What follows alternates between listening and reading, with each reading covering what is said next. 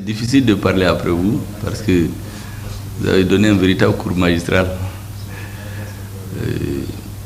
Je vois que les femmes, vous n'avez pas pris encore le pouvoir aux Nations Unies parce qu'elles ne sont pas beaucoup nombreuses.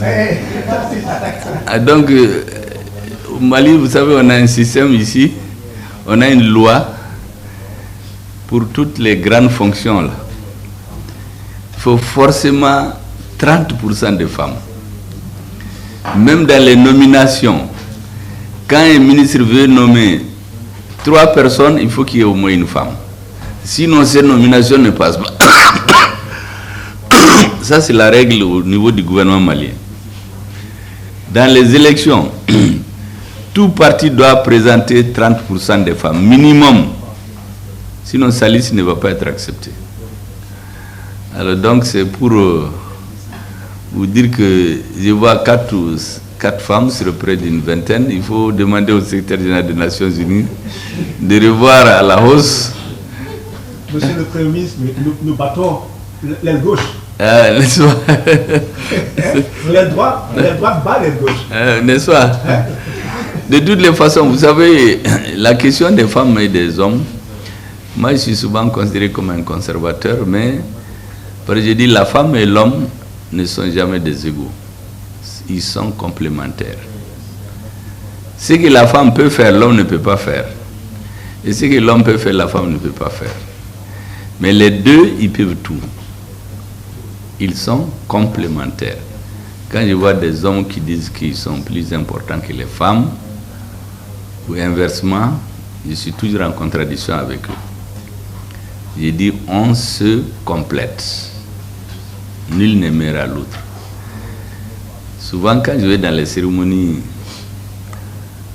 où il y a beaucoup de femmes, je leur rapporte quelque chose qu'on dit entre nous, hommes d'un certain âge.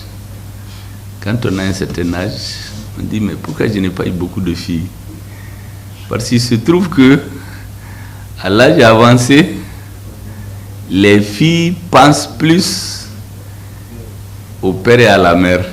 Et il y a une anecdote chez nous, qui était un garçon, quand il dépasse 18 ans, quand son père et sa mère, son père et sa mère téléphonent, le téléphone est toujours sur répondeur. Mais si jamais sa fiancée appelle, dès le premier appel, il prend le téléphone. Par contre, quand c'est une fille, tout le temps, elle parle de son père et de sa mère à son mari. Donc, à l'âge avancé, les filles sont plus sentimentales. Elles pensent plus à leurs parents, leur père et leur mère, que les hommes. Chez nous, on le dit. Et beaucoup de mes amis me disent, mais moi, je n'ai qu'une fille, j'aimerais avoir plus. Mais quand j'étais jeune, je voulais avoir des garçons. Bon, ça, c'est juste pour détendre l'atmosphère. Vous savez, la citation que vous venez de faire, c'est une phrase de Frantz Fanon. Frantz Fanon, pour ceux qui le connaissent ou ceux qui ne le connaissent pas, c'est un grand progressiste, un métis d'origine africaine, mais qui s'est battu pour la dignité humaine. Il a fait beaucoup de livres et il a écrit cette phrase que vous venez de lire, que j'ai mis en épigraphe à un livre que j'ai écrit pour la jeune génération des Maliens sur ma vie et pourquoi je suis là. Qu'est-ce que je fais? Souvent, on pense qu'on vient dans les postes de ministre juste pour les noms. Ce n'est pas mon cas. C'est parce que le pays m'a tout donné. Donc, à un certain âge, à plus de 68 ans révolus, il faut bien faire un retour à ce pays. Et c'est que j'ai donné le livre « Le Mali, ma vie ». Et ce document commence justement par cette phrase que chaque génération, dans une relative opacité, doit affronter sa mission, la remplir ou la trahir. Ça vient de Frantz Fanon.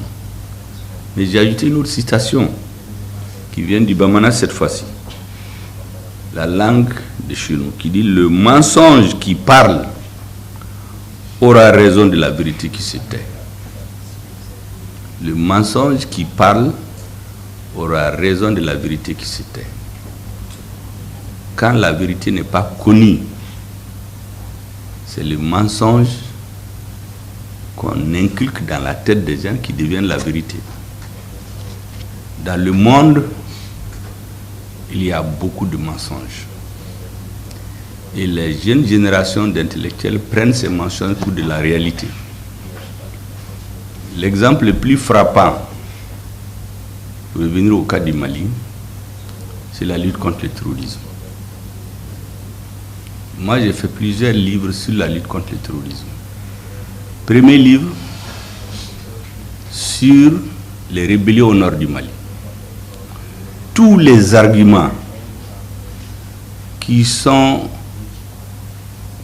exposés au niveau international, c'est du mensonge pour une bonne partie. Et j'ai pris les arguments là, un à un, pour démontrer historiquement que ce n'est pas vrai. Le deuxième écrit que j'ai fait, c'est en décembre 2019.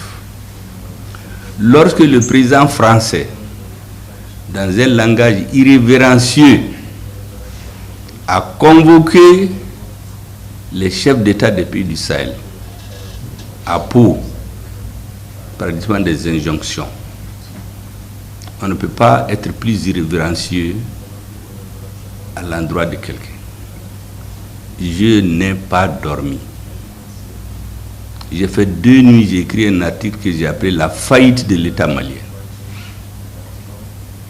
Les raisons, les acteurs et quelles sont les solutions. Lorsque j'ai écrit cet article-là, il est publié dans la presse. Mais après, je me suis dit qu'un article de presse, on le lit, mais il faut le mettre dans un petit livret de poche. Parce que là-dedans, j'ai démontré avec preuve que tout ce qu'il y a au Mali est voulu par certains. Ce qu'on nous met dans la tête, c'est du mensonge. Et comme la vérité ne parle pas, donc le mensonge devient la vérité. J'ai pris là-dedans toutes les déclarations officielles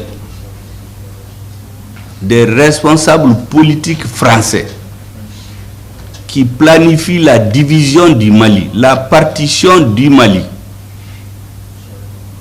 Maintenant, pour réaliser ça, on est venu avec des arguments, manque de développement, manque de ceci, manque de ça. C'est archi fou. Ce document existe, c'est un petit livret de poche. Celui qui le lit, tu comprends ce qui se passe au Sahel. Comment est-ce qu'un espace où il n'y a pas de pétrole, il n'y a pas d'usine, vous vous retrouvez avec des millions de motos, avec des millions de litres de gasoil, avec des millions d'armes, en train de tuer les populations. Il n'y a pas de port pour amener les armes. Il n'y a pas de puits de pétrole. D'où ça vient? C'est des gens qui donnent, mais c'est de façon invisible, mensongère. Donc on ne voit pas la vérité. Vous savez, avant d'aller plus loin, le Mali a cette spécificité, c'est une grande et vieille nation. Tous les pays d'Afrique occidentale que vous voyez, historiquement, c'est le démembrement d'États qui avaient existé dans le passé. Mais tous ces États, leur épicentre, c'est l'actuel territoire malien.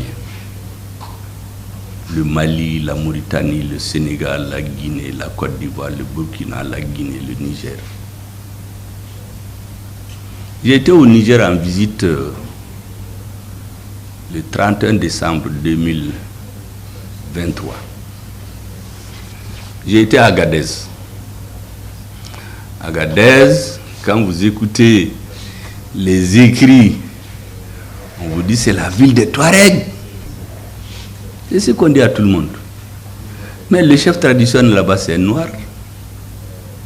Ça veut dire que ce n'est la ville de personne. C'est comme les régions du nord. On vous dit c'est les Touaregs, les Arabes, les Sorés. Ce n'est pas vrai. Ce sont des melting pots. ça appartient à tous les citoyens du Mali. C'est une fabrication d'en faire des villes de Touareg ou de Soré. Historiquement, c'est faux. Historiquement, Kidal, c'est une ville Songoï. Ce n'est pas une ville Touareg. Historiquement. Je l'ai démontré dans mon livre. Gao, Tombouctou, ce sont des melting pots. Ce ne sont les villes de personne. Mais on a mis dans nos têtes la ville des hommes bleus, la ville Touareg, les villes Sonraï, les villes Peul. Ce n'est pas vrai. Un mensonge. Vous voyez l'histoire des Peul, les mouvements armés, les groupes d'autodéfense. Il y a même des chefs d'État qui tombent dans ce piège, qui tombent dans le piège de la propagande, qu'il y a un génocide contre les Peuls, mais ce n'est pas vrai. Sauf que les Peuls, c'est une nation guerrière, c'est des gens très fiers. Eux, ils s'étendent du Cameroun au Sénégal. Quand tu touches à un cheveu d'un Peul au Niger, tu touches à un Peul au Mali, au Nigeria, au Cameroun. Donc quand vous mettez le feu dans une affaire de Peul, vous mettez le feu dans toute la sous-région. Mais quand on manipule les esprits des jeunes Peuls qui ne comprennent pas, qui rentrent dans ça, dès que quelque chose se passe contre eux, on dit que c'est contre les Peuls. Alors que ce n'est pas vrai. Moi, j'ai entendu un chef d'État africain dire que dans un pays, il y a les génocides contre les Peuls. Parce que lui, les Peuls, il est tombé dans le piège d'un gros mensonge. À Agadez, il y a une mosquée qui a été construite en 1500. Vous savez qui l'a construit? C'est Malien. Aujourd'hui, on dit Mali. Mais c'est Askia Mohamed. En ce moment, c'était le minaret le plus haut dans le monde. Même aujourd'hui, quand vous rentrez dans cette mosquée, on dirait que vous êtes climatisé. Vous ne voyez le soleil à aucun moment. Ça, c'est la grande histoire de l'Afrique. Donc là-bas, un Malien qui va là-bas, tu sais que le Niger et le Mali, là, c'est les mêmes peuples en réalité. Le Sénégal, c'est la même chose. Le Burkina, c'est la même chose. Vous savez, en France, actuellement, il y a des gens qui ne connaissent pas l'histoire. Karl Marx a dit que quand vous ne connaissez pas l'histoire, vous êtes appelé à la répéter. Quand vous voulez être un dirigeant politique, il faut connaître l'histoire. Minimum. En plus d'aimer son pays. En France, les dirigeants actuels ne connaissent pas l'histoire. Ceux qui connaissent l'histoire, ils sont tous partis il y a quelques années. En son temps, vous savez ce qu'ils disaient? Les Pompidou et ceux qui étaient avant eux, rien de grand et de durable ne peut se faire en Afrique, surtout en Afrique de l'Ouest, contre le Mali. Si le Mali est contre. Ils savaient ce qu'ils faisaient. Et ils savaient la valeur de la dignité pour les Maliens. La dignité et le respect de l'homme. En 1974, il y a un chef d'État malien qui devait aller en visite officielle à Paris. On a dit qu'il faut rentrer en veste-cravate. Sinon, vous ne rentrez pas à l'Élysée. Mais il a annulé la visite d'État. C'est finalement le président sénégalais, paix à son âme Senghor, qui a dit à Pompidou, il faut faire attention. Les Soudanais sont très fiers. Laissez-le rentrer à l'Élysée avec son grand boubou. Sinon, la visite n'aura pas lieu. Et Moussa Traoré est rentré avec son grand boubou, il l'appelle la robe. En Angleterre, à l'indépendance, quand la reine devait recevoir les lettres de créance des ambassadeurs, tout le monde s'est mis en nœud papillon. L'ambassadeur du Mali allait en tenue traditionnelle malienne. Le protocole l'a renvoyé. Il est retourné dans son hôtel. Quand la reine est venue, elle dit qu'elle ne voit pas l'ambassadeur du Mali. On lui a dit qu'il est retourné dans son hôtel. Elle dit pourquoi? Qu'il n'était pas correctement habillé. Mais elle a rabroué le protocole. Elle a dit à l'ambassadeur d'aller le rappeler. Il est venu dans ses tenues. La reine, pour calmer les jeux, lui a demandé qu'est-ce qu'ils veulent pour effacer cet affront-là. Il a dit qu'on vient de créer une compagnie nationale, nous avons besoin d'avions. Les premiers avions de Air Mali, c'est des Caravelles, c'est des avions anglais. Ça, c'est des gens qui connaissent l'histoire.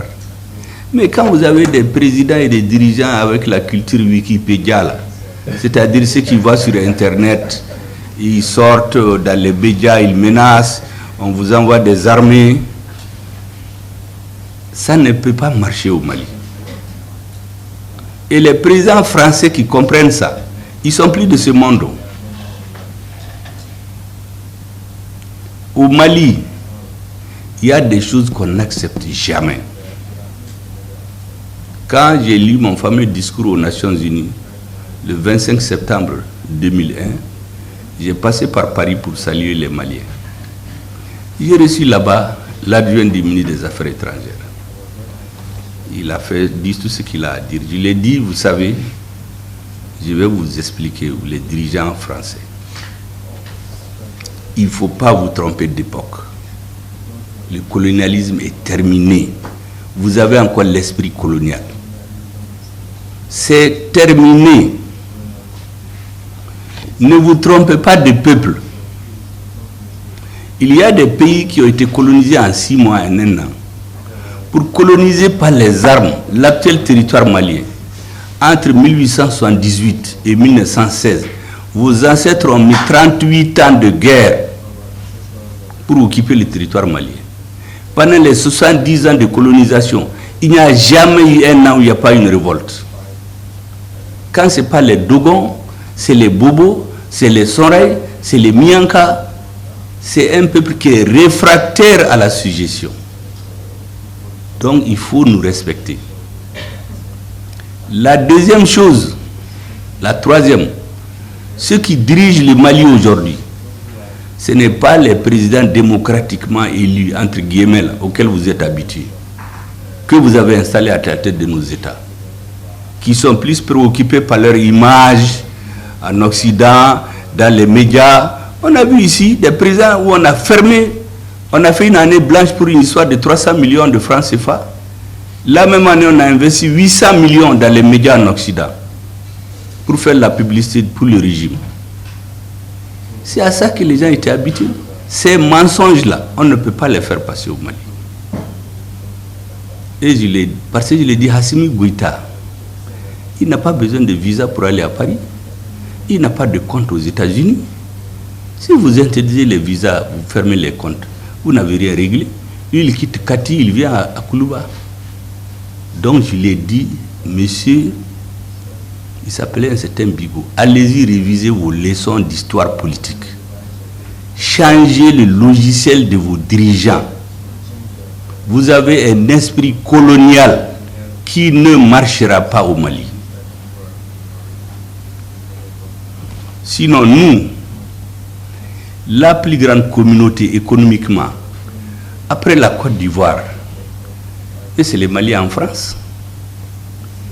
En dehors des Algériens et des Marocains, bon, ils se tiraient entre eux, je ne sais pas qui est le premier, mais la communauté la plus importante d'expatriés en France, ce sont les Maliens. Leur poids dans notre économie, c'est plus que l'aide internationale. Est-ce qu'un responsable politique digne de ce nom, qui réfléchit aux intérêts de son pays, va se mettre contre ceci-là? Or, ils ont des nationalités françaises et maliennes, ils travaillent en France. Mais demandez leur avis. Pourquoi vous n'écoutez personne, vous arrêtez des choses dans des casiers, dans des bureaux des conseillers qui n'ont jamais dépassé la Méditerranée? Ils écrivent des choses et vous voulez nous les appliquer. Je lui ai dit que ça ne marchera pas. Et j'ai reçu les ambassadeurs ici. Je leur ai dit une chose. Celui qui veut traiter avec le Mali, vous le faites directement. On ne peut pas sous-traiter nos problèmes à travers un pays, fût-il un pays européen. Moi, je vous parle franchement parce que tous ces discours-là ont été tenus ici à un moment ou l'autre. Seulement, on ne nous écoute pas. C'est pour cela que nous avons mis dans notre nouvelle constitution des principes édictés par notre président. Tout pays qui veut coopérer avec le Mali doit respecter 3 principes. L'article 32 de la constitution du Mali. il faut respecter la souveraineté du Mali. Le Mali est un État souverain. Il faut laisser au Mali la liberté de choisir ses partenaires, y compris ses partenaires stratégiques. Troisièmement, pour toute action politique, diplomatique, quelconque, économique, il faut se poser la question, est-ce que les intérêts du Mali sont préservés? C'est les trois principes. Constitutionnalisé aujourd'hui. Avant, on en parlait comme ça, mais maintenant, c'est dans notre constitution. Souveraineté, libre choix des partenaires stratégiques, défense obstinée des intérêts du Mali. C'est lui qui suit ça. Il n'y a pas de problème. Mais lorsqu'on vient nous mettre un sac sur la tête, on nous met des lunettes en bois pour nous montrer des images qui ne correspondent pas à l'évolution historique du monde, on ne peut pas l'accepter. Vous savez, ici, quand l'opération Serval a intervenu en 2013, la lettre que les Français ont fait écrire à notre président, parce qu'on a cherché dans les archives du Mali, on n'a pas eu une lettre écrite par le président. Il a fallu qu'on aille sur le site internet des institutions françaises pour trouver. Dans cette lettre, c'est écrit quoi? Le Mali demande à la France une aide en appui aérien et en renseignement. Il n'était pas prévu des militaires français au sol du Mali. C'est ça qui a été écrit en 2013. Mais quand les forces françaises ont intervenu, Gao, Tombouctou, ok, arrivé à Kidal, c'est la France qui a dit au Mali, vous ne rentrez pas à Kidal. Or, c'est notre territoire. En ce moment, vous savez ce qu'ils ont appliqué? Une convention qui date du 17 septembre 1907. On l'appelle la convention de Bourem, au moment de la colonisation. C'est écrit, l'Adra des Ifogas appartient aux Ifogas et à ceux qu'il plaira à la France d'y installer. L'Adra des Ifogas appartient aux Ifogas et à ceux qu'il plaira aux Français d'y installer. Donc, arrivé à la porte de Kidal, l'armée, le gouvernement français a interdit à l'armée malienne de prendre toute la ville. On a donné la ville à qui? En Sardine, c'est une organisation que les Américains ont traitée d'organisation terroriste. On a pris les deux adjoints de cette organisation. On les a mutés en une organisation qui s'appelle le MIA, Mouvement Islamique de l'Azawad. Et comme le mot islamique ne porte pas bien, on a dit Haut Conseil Islamique de l'Azawad, dirigé par qui on sait. Un adjoint de en Sardine. Ceux qui ont déclenché la rébellion, ou disons qu'on a poussé à déclencher, parce que la rébellion a été déclenchée de l'extérieur. Le MNLA, le mouvement libération de national de libération de l'Azawad. Mais ils ont été chassés du Mali par les Maliens et les mouvements islamistes. Ils étaient réfugiés à Ouagadougou et en Mauritanie. On les a ramenés dans les fourgons de Serval, l'opération Serval. MNLA et HCA associés, on a créé la SEMA. Et on nous a engagés dans des discussions bidons pour avoir un accord dont la signature a eu ici le 15 mai 2015. Vous savez, à la signature de l'accord, le représentant adjoint des Nations Unies, Hervé Latsou, c'est un Français. Vous savez ce qu'il nous a dit? Les gens qui ne comprennent pas l'histoire ne voient pas ce jour-là. La branche la plus forte de la SEMA a refusé d'apposer sa signature. Elle dit qu'elle va signer après. Et Hervé Latsous menace le gouvernement malien. Il a dit, je vous mets en garde. Il ne faut pas que ceux qui n'ont pas signé, que cela soit une raison pour les attaquer après. Ce jour-là, notre président Ibrahim Boubacar Keïta, paix à son âme, malgré tout ce qu'on peut lui reprocher, mais il a dit la vérité. Il a dit qu'on a une lecture saine des relations internationales. Nous savons ce qui c'est. cache derrière votre discours. C'est le 20 mai, le 20 juin, que la CEMA a été signée. Un ajout, un addendum qu'on appelle relevé des conclusions, qui a la même valeur que l'accord. Et c'est là-bas qu'il y a le poison. Parce qu'en l'appliquant, c'est la partition garantie du Mali. C'est ce que j'ai appelé la partition programmée du Mali. Donc tous ceux qui sont venus après, les MINUSMA, Servar, Barkhane, Takuba, G5, tout ceci obéissait à une logique. Celui qui a interdit au Mali de rentrer à Kidal. Et vous savez, ce qu'on a appelé la CEMA, c'était un État dans l'État. Chaque année, le 6 avril, il organise la fête de l'indépendance de l'Azawad. À cela, des diplomates sont invités, des militaires de la MINUSMA sont là, des ambassadeurs vont dans le même pays que le Mali. Mais nous, on regarde ça, ça nous fait rire. Mais la communauté internationale ne sait pas. Dans un même pays, des gens organisent la fête de l'indépendance de l'Azawad, le défilé des armes, des ambassadeurs, des militaires. Les Maliens ont vu la mort dans l'âme pendant des années. On avait des institutions démocratiquement élues. Parce que les Occidentaux, quand ils veulent vous embrouiller, on met quelqu'un au pouvoir, on dit qu'il est élu démocratiquement. Même s'il a 1% de la population. Et lui, il fait leur travail. Donc, il cherche à choisir les chefs des institutions. C'est comme ça que notre président a dit que Macron l'a appelé pour lui dire celui-là et celui-là et celui-là doit être président, premier des ministres, président de l'Assemblée. Est-ce que vous voyez comment il désigne les gens chez nous? Mais lui, il a dit non, cette fois-ci, c'est moi-même qui vais être président. Est-ce que vous imaginez ça, vous, les Africains? Mais c'est ce qu'ils ont fait. Après, ils ont commencé à nous dire coup d'État, coup d'État. Mais ça, c'est quoi ça? Il y a des pays africains où il y a eu les coups d'État.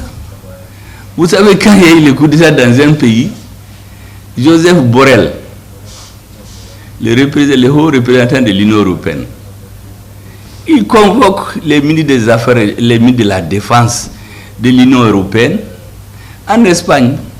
Il dit attention, en Afrique, là, nous avons des intérêts. Il faut qu'on cherche à comprendre les Africains.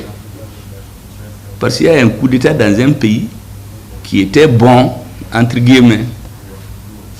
Là-bas, on dit, bon, on va suivre. Mais quand il y a eu le coup d'État au Niger, on dit, on fait Conseil national de défense à Paris. Conseil national de défense à Paris. Il y a eu coup d'État dans un pays africain, on dit, on est en train de suivre. Mais nous savons ce qui se cache derrière tout ça. Il y a des contrats que des présidents ont voulu faire, on ne voulait pas, on a organisé leur départ. Celui qui a fait le coup d'État, il est bon. Lorsque celui qui est venu a refusé qu'on désigne le président et le premier ministre de son pays, on dit coup d'État dans coup d'État, des pouvoirs illégitimes. Alors que celui qui est venu par coup d'État aussi, des mois avant, il dit oui, celui-là en 3 mois a pu faire ce que l'autre, le président démocratiquement élu n'a pas pu faire en 7 ans. Président que vous avez soutenu jusqu'à ce qu'il est tombé. Donc on a de la jugeote pour comparer. C'est une histoire de double mesure, d'appréciation à géométrie variable. On ne peut pas l'accepter. On n'en peut plus. Les Africains n'en peuvent plus. En tout cas, les Maliens n'en voulons plus. Quand l'opération Barkhane est intervenue, l'opération Serval, disons, Hollande a dit, son ministre des Affaires étrangères l'a dit, et lui l'a répété au Qatar, que l'objectif de l'opération, c'est 3. D'abord, détruire le terrorisme. 2. Restaurer l'autorité de l'État du Mali sur tout son territoire. 3. Appliquer les résolutions des Nations Unies. C'est ça le discours. Donc tout le monde a applaudi. Mais dans les faits, qu'est-ce qu'on remarque? Les Français ont 5000 personnes qu'ils ont amenées. Pendant qu'ils ont interdit à l'armée de rentrer à Kidal, ils ont amené 5000 militaires français avec un budget de 1 milliard de francs CFA par jour. Le terrorisme était confiné à l'extrême nord du Mali quand Serval intervenait en 2013.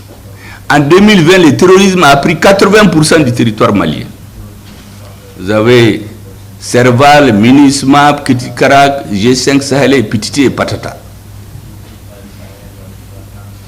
Au lieu que le terrorisme soit détruit, de l'extrême nord du Mali, il a pris 80%.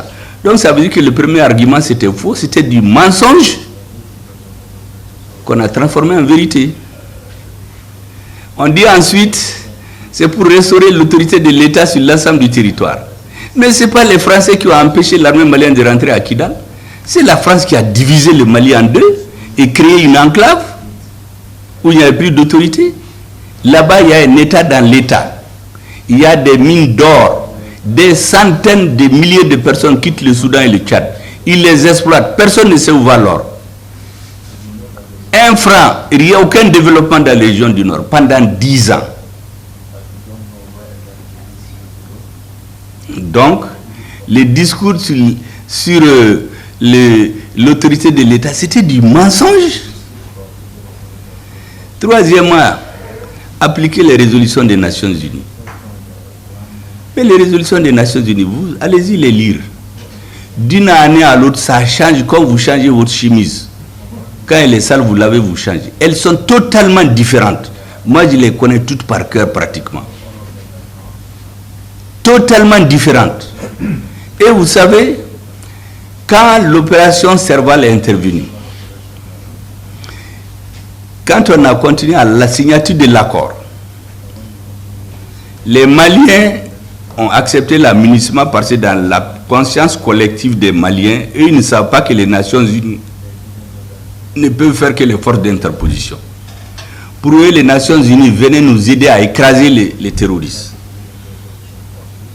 Les Maliens sont restés dans cette illusion jusqu'à ce qu'on ait signé l'accord d'Alger en 2015. Dès que ça a été signé, le 20 juin, ils ont mis le radendum, le poison là. Le représentant de la MINUSMA est allé à l'Assemblée pour leur dire qu'eux, ils ne sont pas venus pour se battre. Hein. Donc, on a intimidé, on a mis dans la tête des élus, des décideurs maliens, que les Nations Unies ne sont pas au Mali pour la paix. Elles sont là pour entretenir l'illusion de la paix en attendant 20-30 ans, pour que tous les dirigeants actuels meurent et des nouveaux jeunes qui ne savent que la jouissance, les voyages, les visas, l'argent dans des comptes viennent à la tête des États. Ils seront démocratiquement élus et personne ne peut les toucher. Cette histoire de dire que la CEDEAO va intervenir dans les pays africains, mais la CEDEAO c'est une organisation économique au départ. C'est les présidents dits démocratiquement élus là qui ont été maîtres dans les textes qu'il faut prendre des sanctions. Mais quand le coup d'État est intervenu au Mali en 2020, vous savez, le premier qui a suspendu le Mali, qui a sanctionné le Mali, ce n'est pas la somme des chefs d'État. C'est un commissaire, le commissaire de la CEDEAO, un fonctionnaire de la CEDEAO, décide de sanctionner un État. Il n'y a même pas eu de réunion des chefs d'État encore. Hein. Et quand la réunion des chefs d'État s'est tenue, ils ont pris des mesures qui ne sont dans aucun texte de la CEDEAO. Aux Nations Unies, il y a la loi, il y a la résolution pour les pays sans littoral. Il est interdit par les Nations Unies déjà d'embargo contre des pays sans littoral. Mais ils l'ont fait contre le Mali. Contre le Niger, c'était pire et on a voulu les tuer vivants, enterrer vivants. Même les médicaments des Africains qui sont chez eux se réunissent, ils prennent des décisions pour tuer d'autres Africains. Et nous savons que c'est sur commande. Parce qu'à la veille de chaque sommet de la CEDEAO, il y a un président qui sort en Europe, qui ne connaît pas l'histoire, qui dit « Ah, je vais téléphoner à tel pour prendre des sanctions. » Donc au Mali, on connaît déjà les résolutions par la voix d'un président européen avant les sommets de la CEDEAO. Donc c'est des présidents qui étaient là pour préserver leurs postes. Ici, tout ce qu'on l'amène. Les papiers allaient à l'Union africaine, bon, ils ont endossé. C'est allé à l'ONU. Heureusement qu'à l'ONU, ils ont refusé, parce que c'est illégal. Ensuite, ils disent que vous voulez faire un état de droit. On attaque les résolutions à la commission judiciaire de l'UEMOA, qui donne raison au Mali. Et les chefs d'État refusent d'appliquer. Mais vous voulez faire un état de droit en violant la loi? Parce que dans les statuts de la BCEAO, nulle part ce n'est autorisé de confisquer, de faire du brigandage contre les ressources d'un pays.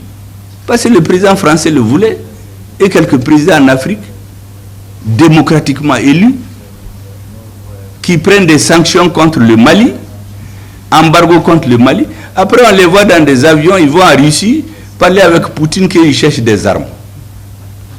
Ou on réunit nos présidents en Russie. Il y a un président africain qui dit que lui ne va pas se photographier avec le président du Burkina Faso et du Mali, au motif qu'ils sont des putschistes. Et 2 semaines avant, on voit le même président avec un autre président qui a fait un coup d'État. Il est en veste, il est en pipao, il fait des selfies. Mais je dis, c'est lui qui t'a mis en mission là, il ne va jamais te respecter. Donc la réalité, c'est que les chefs d'État africains, les intellectuels africains, il faut que les Européens apprennent à nous respecter. La seule façon de l'Europe de ne pas traîner dans les wagons, de ne pas rester au bord de la route, c'est de changer de logiciel. Le train du changement, il est parti. S'asseoir pour finir le débat là, il n'attend personne. Hein. Tu rentres dans le train, tu fais tes débats, vous échangez. Mais si tu as ça au quai là, que le débat finit, le train va partir. Moi, je suis très heureux qu'il y ait beaucoup d'Africains dans ces organisations-là. Parce qu'il y a des interlocuteurs qui comprennent ce dont on parle.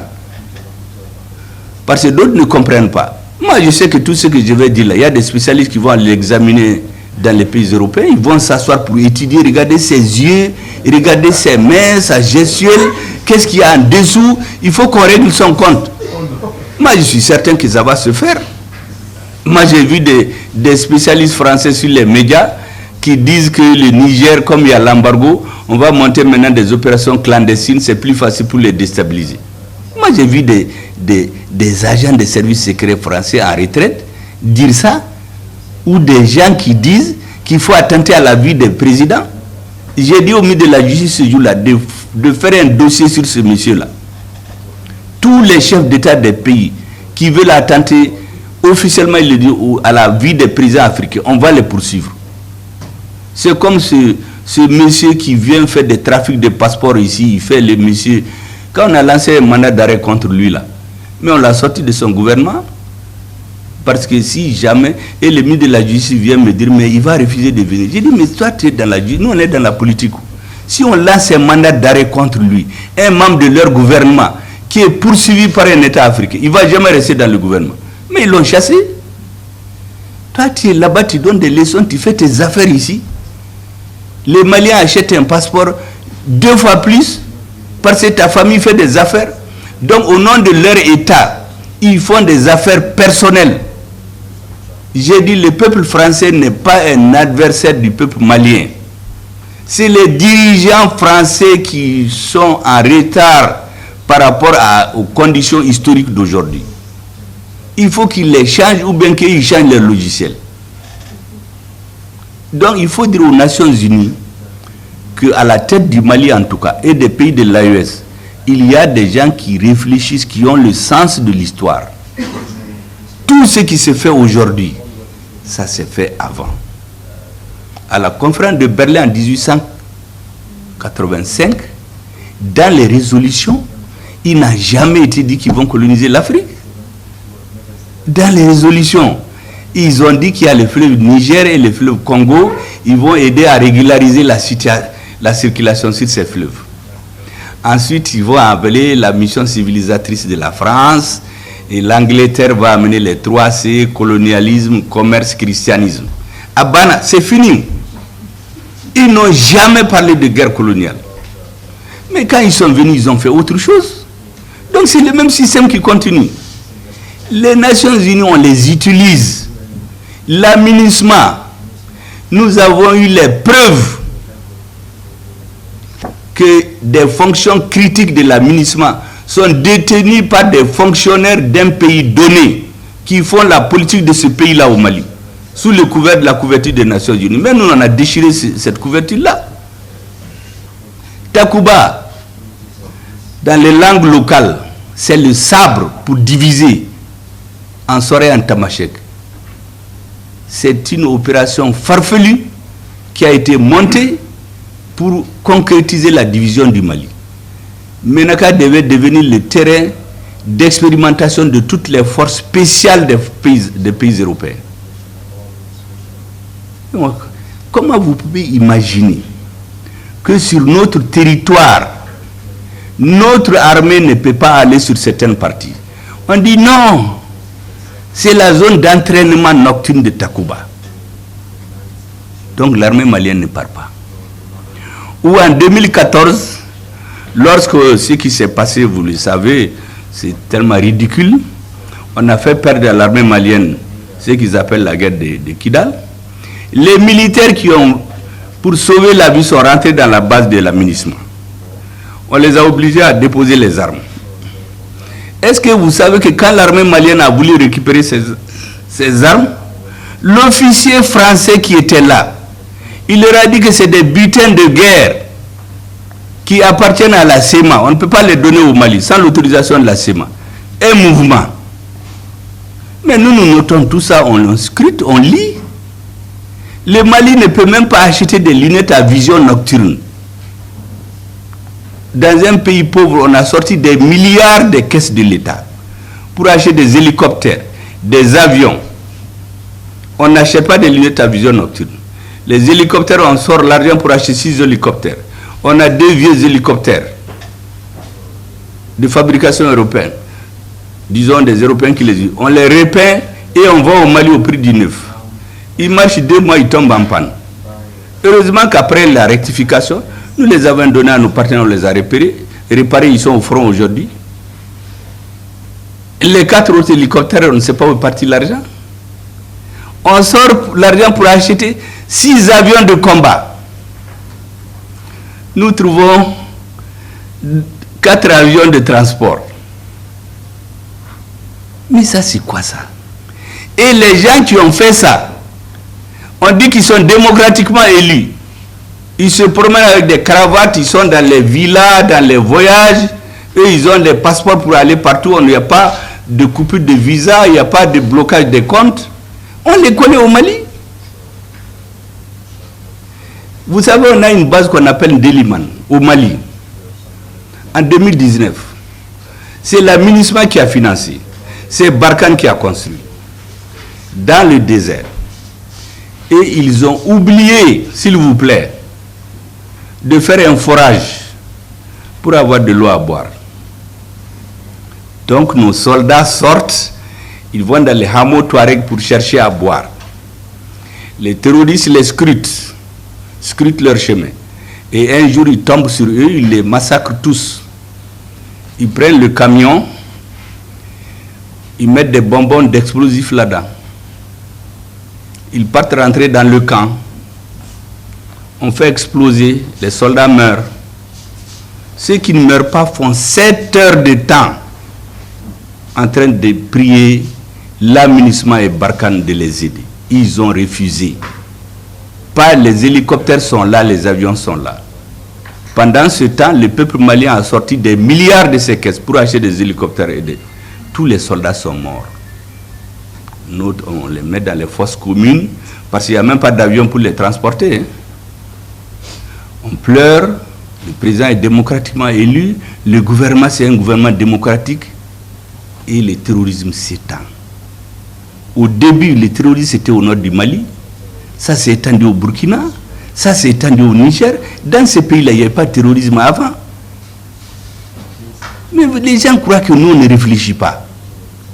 Donc, on vend le mensonge qui parle et la vérité se tait. Et c'est ce mensonge qui s'est imposé au Sahel. On prend des présidents démocratiquement élus parce qu'en Afrique, les gens sont préoccupés par durer au pouvoir. Ce n'est pas résoudre les problèmes. Hein. J'ai dit aux gens qui disent tu fais la politique parce qu'ils pensent que la politique c'est truander. J'ai dit aux gens la politique c'est un art. C'est pas de la science exacte. C'est l'art de réaliser ce qui est possible et de rendre possible ce qui est nécessaire. C'est ça la politique. Quand tu sors de ça là, tu fais autre, c'est de l'escroquerie, c'est de l'affairisme, c'est du banditisme politique. C'est ce qu'ils ont voulu implémenter en Afrique. La politique, c'est l'art de réaliser ce qui est possible et de rendre possible ce qui est nécessaire. Le peuple malien, les peuples de l'AES ont besoin de paix, ont besoin de développement. Il faut rendre cela possible. Une fois que c'est possible, il faut rendre ça possible et le réaliser. C'est ça la politique. C'est à cela que les gouvernements sont dédiés aujourd'hui. Tout le reste là, c'est du blabla. Tous les peuples sont amis.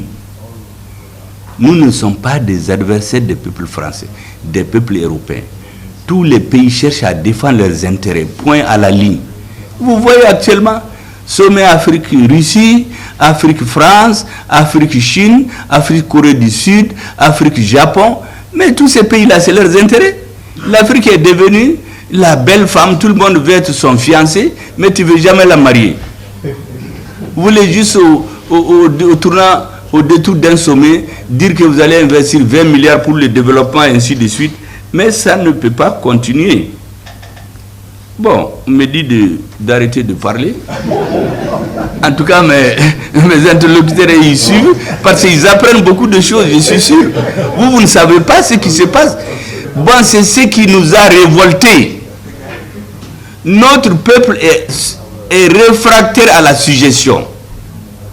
Et j'ai dit aux uns et aux autres, tous les hommes politiques, tous les présidents, tous les États qui vont chercher à mettre le bâton dans les roues du Mali, là, Dieu va les punir. Ou bien ils vont tomber perdre le pouvoir, ou bien quelque chose d'autre va leur arriver. Mais personne ne va conserver le pouvoir sur le dos des malheurs des Maliens. Moi, je vous ai dit qu'au début, le terrorisme, c'était au nord du Mali. Il n'était pas au Burkina Faso. Mais il y avait un président là-bas qui faisait les négociations en se disant que les malheurs, c'est au Mali seulement.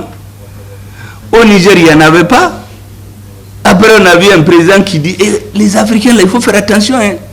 Les terroristes, là, sont aguerris, ils sont plus forts que vous. Mais ça, c'est pour nous travailler le cerveau, cultiver le sens d'infériorité chez nous. Ça, c'est les présidents démocratiquement élus. Donc, nous, là, j'ai dit à M. Bigot, l'adjoint de Jean-Yves Le Drian, en septembre 2021, nous sommes allés vers la Russie parce qu'on nous a laissés en plein vol. Plein vol, c'est un terme, c'est un euphémisme. On nous a trahis. Plein vol, c'est comme si vous êtes dans un avion, vous arrivez quelque part, on ouvre la fenêtre, on vous dit de sortir. Nous, on a un accord de défense avec la France. On n'apprend pas les médias que le président français décide qu'il met fin à cet accord. Mais ça, c'est d'abandon en plein vol. On ne peut pas payer d'hélicoptères. On ne peut pas payer des simples lunettes à vision nocturne.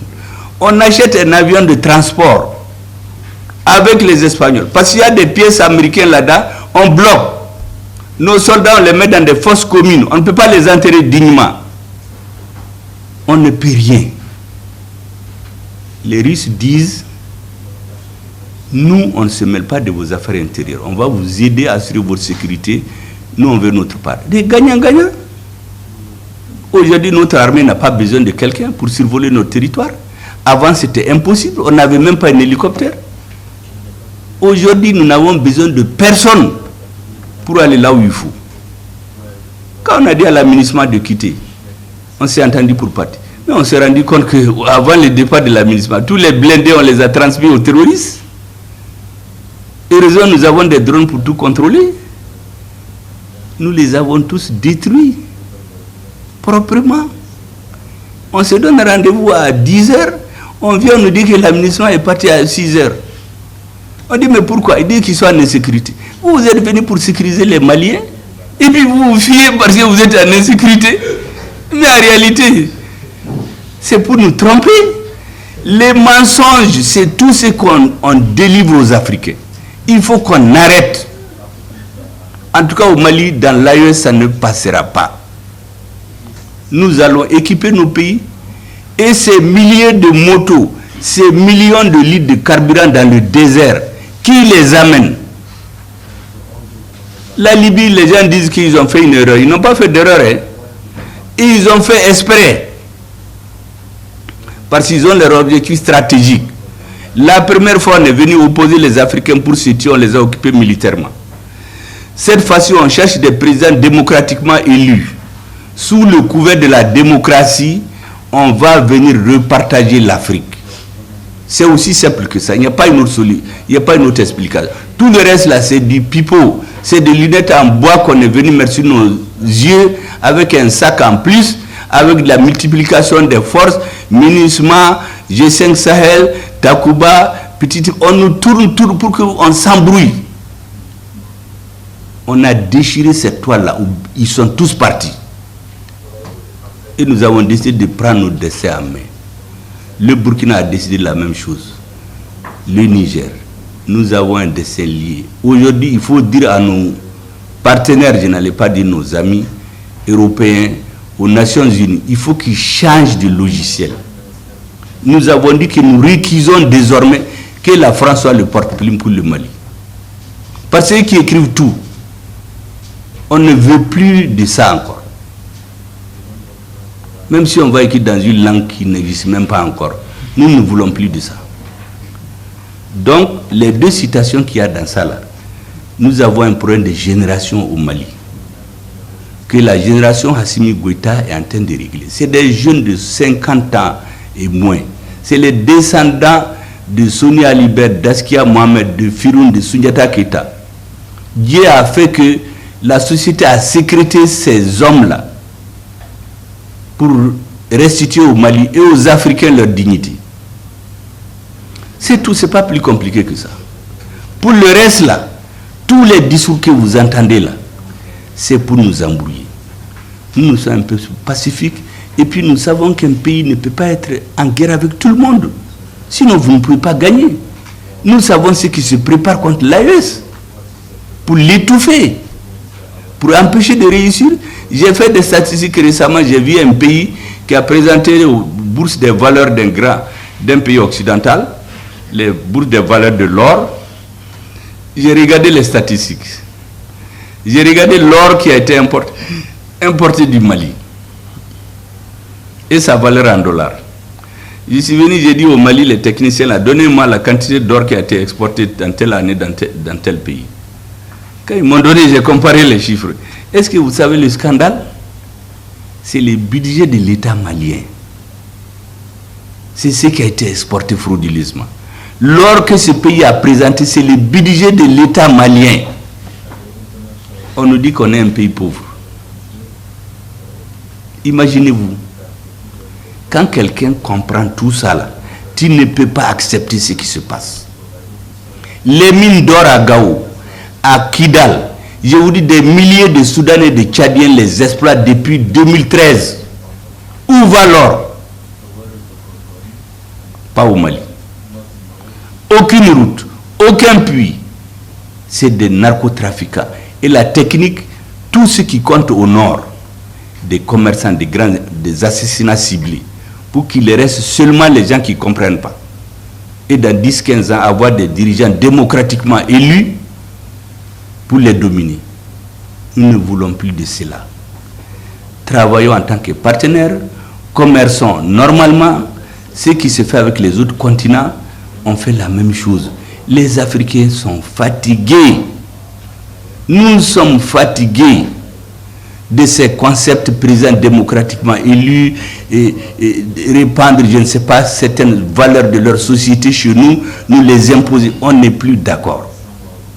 Voilà ce que je voulais vous dire, Monsieur le Président. Pour le reste, là, moi je suis sûr que votre mission, si elle se fait normalement, et je crois qu'elle va se faire, il faut expliquer au plus haut niveau qu'il n'y a pas de problème à l'AES. Les peuples veulent qu'on les respecte. Et ce qu'on a décidé là, qu'on ne fasse pas de subterfuge pour nous obliger à revenir en arrière, qu'on négocie avec nous, Normalement, et on pourra aller... Bon, j'ai fini. Je crois qu'ils sont en train de me harceler là pour dire que ça suffit. Je vais terminer. Et vraiment, je voudrais vous souhaiter beaucoup de chance, Monsieur le Président. Beaucoup de courage. Parce qu'en réalité, le travail que vous faites est difficile. Avant, on n'aurait pas vu des Africains.